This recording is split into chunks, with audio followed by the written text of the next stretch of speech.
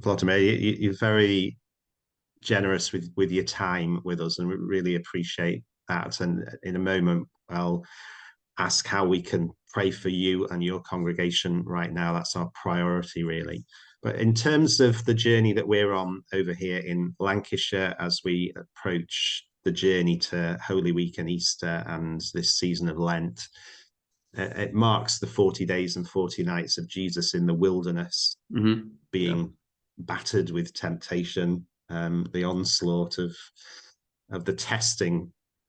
When you think back over nearly 2 years now, is this a wilderness experience for you and for your congregation, for your country? Would you see any similarities there? Yeah, yeah, Is it, definitely.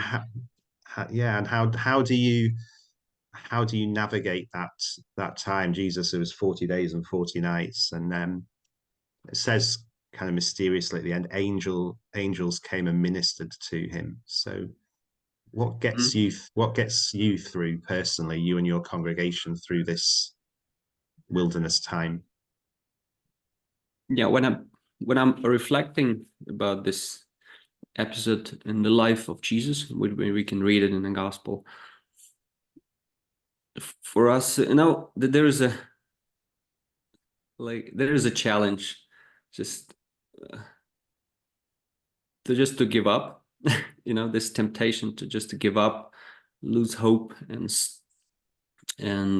stop praying, stop putting your trust on God. Like, it's, for me, it's like parallel with the just just create the bread from these stones. Yeah?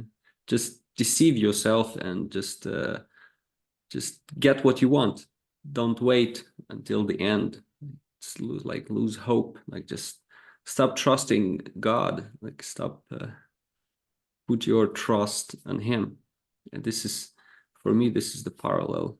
And of course, it's a big temptation also as a parallel with the Jesus in the wilderness. It's put your trust on yourself, on other countries, and stop having like trust and hope in God, that God will help us and solve this horrible things, war, and just put you more trust on yourself, on the partners, like Great Britain, like United States. And one of the things would happen with us in this like 6 months, like in the country generally and church, that we understand that the partners are, it's not the thing that we should put trust 100%. A lot of things can be changed, but the only one and the first one, the only one who we can trust all the time and be sure that He will not give up on us, it's God. And it's not the theory, that, oh, I'm a pastor, I should always speak that we should trust God. But it's personally, we go through the process of losing these idols. Oh, this we can trust, that someone will come and help us, these countries will come and help. But in the end, we realize it's not the strong thing that we can put our trust on. It's falling apart. Yeah, the only one who we can trust 100% and be sure that He will stay till the end, according to His word. He will stay with us. I'll be with you till the end. So it's God, Jesus, and so this is this is what we can take from this time of wilderness. And also this is the time when you can see face to face your fears,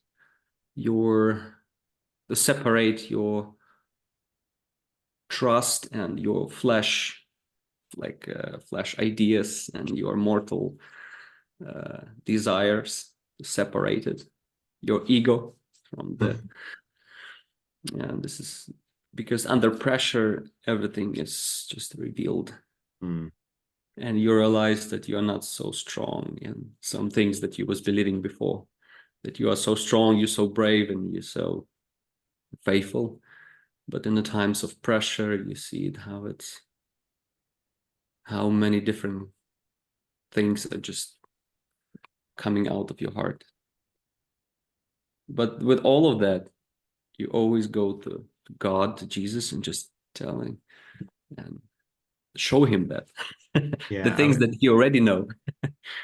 I was going to ask what have you learned about yourself and God and the church through this wilderness time? I think you just that talking about the temptation to lose hope. What does hope look like for you today, and how do you not lose hope? And lose hope. I strongly believe in the power of prayer, and only in the times of problems, time of tribulations, and you realize how strong and how huge and big support you receive through the time when you spend time in prayer, in silence with the Lord, and just being with him and speak with him, and you see how he giving strength to you.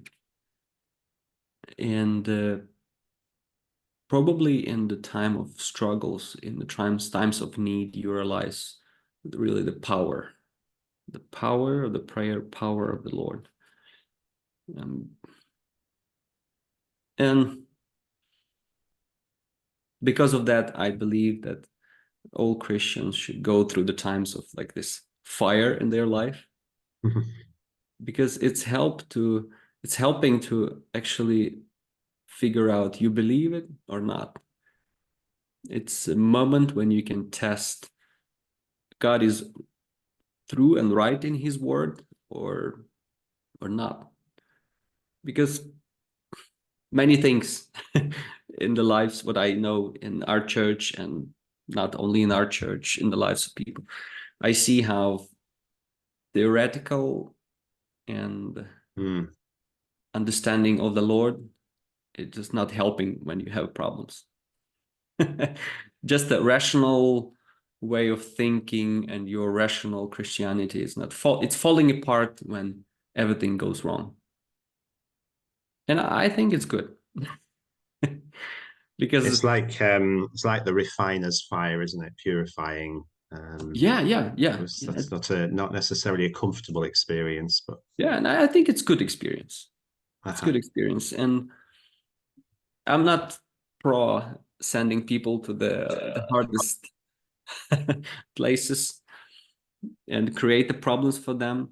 But I believe that some struggles bring you to the deeper relationship with God and your chance to know him more and know him active, that he is active, he is God of the miracles, God of this, keep speaking to his people, and his voice bring comfort to our heart, not just the things you are just playing in your imagination, but really the Holy Spirit is speaking to your heart and you feel peace in the middle of the storm.